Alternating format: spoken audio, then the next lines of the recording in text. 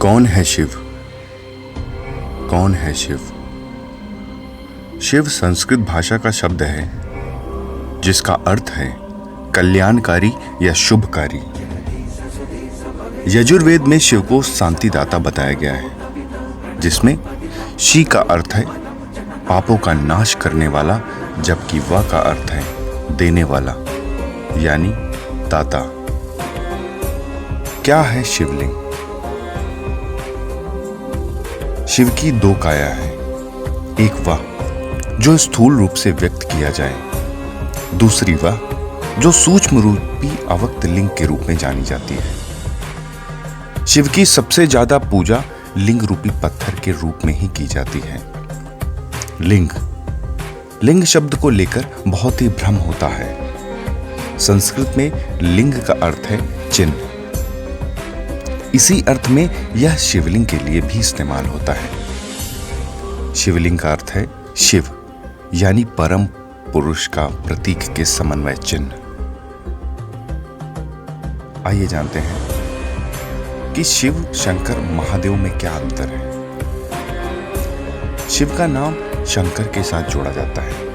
लोग कहते हैं शिव शंकर भोलेनाथ।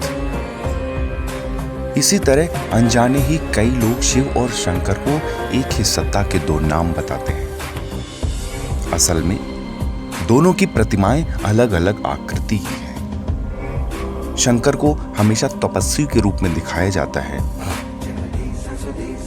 कई जगह तो शंकर को शिवलिंग का ध्यान करते हुए दिखाया गया है। शिव ने सृष्टि की स्थापना, पालना और विनाश के लिए क्रमशः ब्रह्मा, विष्णु और महेश नामक 3 सूक्ष्म देवताओं की रचना की है। इस तरह शिव ब्रह्मांड के रचयिता हुए और शंकर उनकी एक रचना। भगवान शिव को इसीलिए महादेव भी कहा जाता है। इसके अलावा शिव को 108 दूसरे नामों से भी जाना जाता है।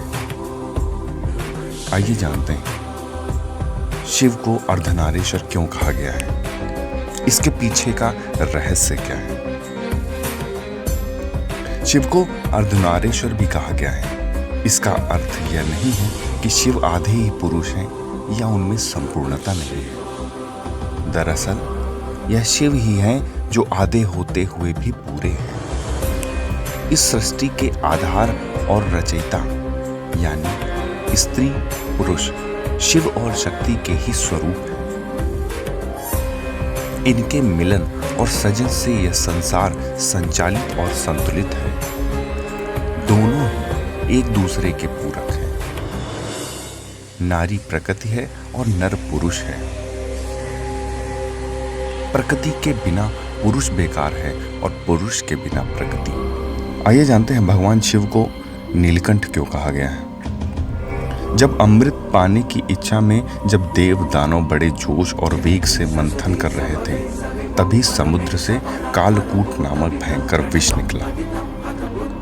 उस विष की अग्नि से दशों दिशाएं जलने लगी। समस्त प्राणियों में हाहाकार मच गया। देवताओं और दैत्यों सहित ऋषि मुनि, मनुष्य, गंधर्व और यक्ष आदि उस विष की गर्मी से जलने लगे। देवताओं की प्रार्थना पर भगवान शिव विषपान के लिए तैयार हो गए। उन्होंने भयंकर विष को हथेलियों पर भरा और भगवान विष्णु को स्मरण कर उसे पी गए।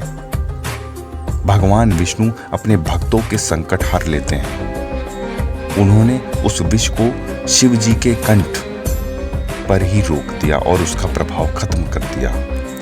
विष के कारण भगवान शिव का कंठ नीला पड़ गया और वे संसार में नीलकंठ के नाम से प्रसिद्ध हुए। शिव स्वरूप। भगवान शिव का रूप स्वरूप जितना विचित्र है उतना ही आकर्षक भी। शिव जो धारण करते हैं उसके भी बड़े व्यापक अर्थ हैं। शिव की जटाएं अंतरिक्ष का प्रतीक है। चंद्रमा मन का प्रतीक है। शिव का मन चांद की तरह भोला, निर्मल, उज्जवल और जागृत है। त्रिनेत्र। शिव की 3 आंखें हैं, इसीलिए उन्हें त्रिनोचल भी कहते हैं। शिव की आंखें सत्व, रज, तम, भूत, वर्तमान, भविष्य स्वर्गलोक, मृत्युलोक और पाताल लोकों का प्रतीक है। सर्पाहार, सर्प जैसे हिंसक जीव शिव के अधीन है। सर्प तमोगुणी व संहारक जीव है जिसे शिव ने अपने वश में कर रखा है। त्रिशूल, शिव के हाथ में एक मारक अस्त्र है।